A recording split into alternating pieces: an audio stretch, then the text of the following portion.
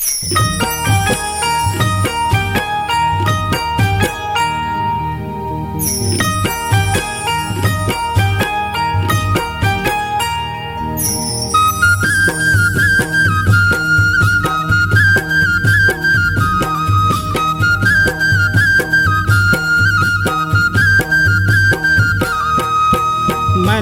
मनखे एक समान, मनखे मनखे एक समान, मनखे मनखे एक समान, मनखे मनखे एक समान। गुरु कहेगा मनखे मनखे एक समान, बाबा कहेगा मनखे मनखे एक समान। ये मनखे मनखे एक समान, मनखे मनखे एक समान, ये मनखे मनखे एक समान, मनखे मनखे एक समान। गुरु कहेगा मनखे मनखे एक समान, बाबा कहेगा मनखे मनखे एक समान। गुरु कहेगा मनखे मनखे एक समान, बाबा कहेगा मनखे मनखे एक समान।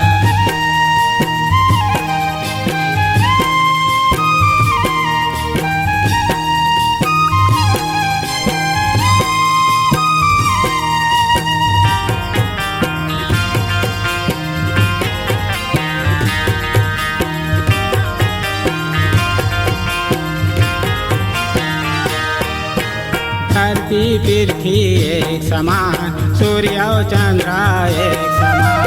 धरती पृथ्वी एक समान, सूर्य चंद्र एक समान।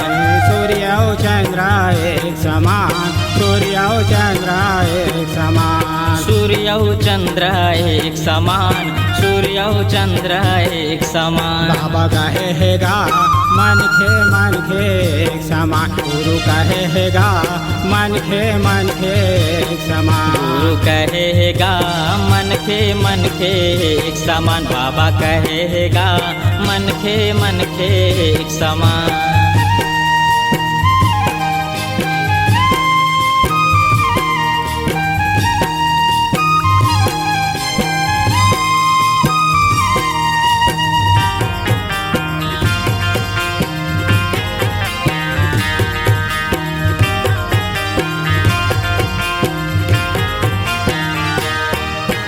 आदि पानी एक समान, पानी पवन एक समान। आगी पानी एक समान, पानी पवन एक समान। पानी पवन एक समान, पानी पवन एक समान। पानी पवन एक समान, पानी पवन एक समान। बाबा कहेगा मनखे मनखे एक समान, गुरु कहेगा मनखे मनखे एक समान। गुरु कहेगा मनखे मनखे एक समान, बाबा कहेगा मनखे मनखे एक समान।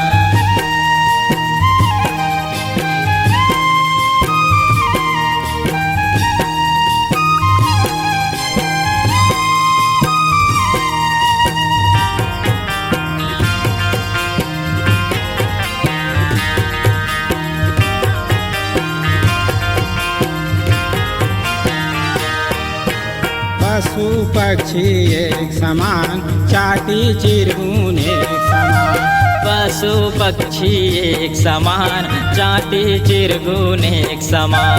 चाटी चिरगुन एक समान, चाटी चिरगुन एक समान। चाटी चिरगुन एक समान, चाटी चिरगुन एक समान। बाबा कहेगा मनखे मनखे एक समान, गुरु कहेगा मनखे मनखे एक समान। गुरु कहेगा मनखे मनखे एक समान, बाबा कहेगा मनखे मनखे एक समान।